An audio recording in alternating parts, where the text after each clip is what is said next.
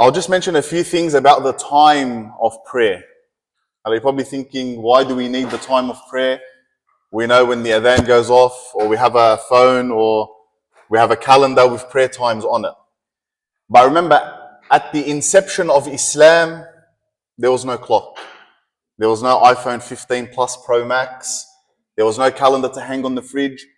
How did they know the prayer times? And this is important for you to know as well as future Islamic scholars, inshallah.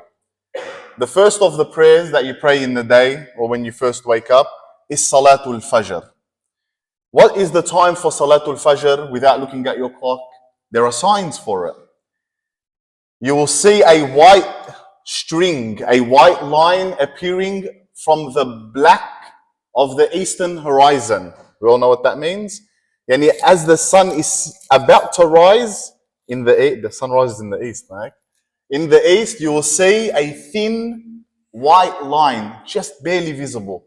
Al-khayt al-abyad min al-khayt al-aswad, aswad min al-fajr. That is the time for Fajr.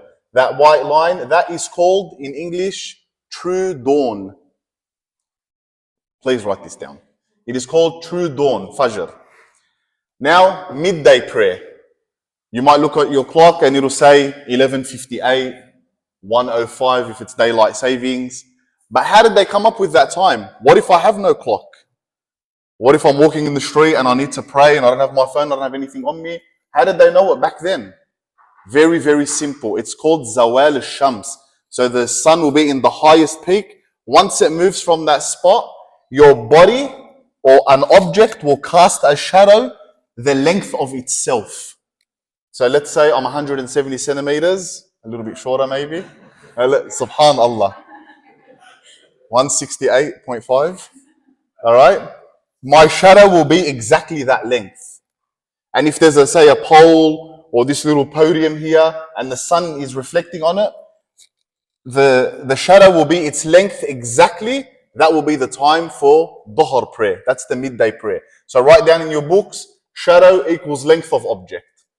The Asr is the shadow, the length of the shadow times 2.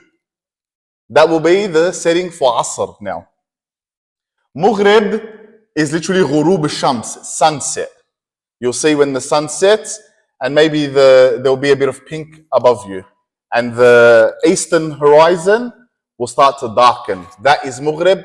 And Isha is the most obvious one. Complete darkness, al-Layl.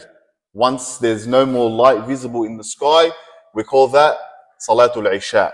And then I mentioned to use something called Salatul Layl. Inshallah, I don't have enough time at the moment to go through it, but it is 11 rakat. Salatul Layl, you can pray it any time after Isha. The most rewarding and the most recommended is that you pray it closest to Salat al-Fajr. So the closer you are to Salat al-Fajr for Salatul Layl, it is more honored and more rewarded. But if you couldn't do it after Maghrib, after Isha, any time, it will suffice. So these are the times, and this is how we know when we should and should not pray, or when the time for prayer sets in. These are very useful, and we should teach them to the future generations. There are some Islamic knowledge that we might not use all the time today, but learn them regardless. Inshallah, we don't want to just learn. We're not just doing cute little lectures. Inshallah, we want to produce a nation of scholars. Your books one day that you're writing in now, or this information that we have here, one day you will compile it and we'll make an education program for the generation that comes after us by another 10 years. We'll establish a little school. We'll call it the School of Yahya Hamoude, inshallah.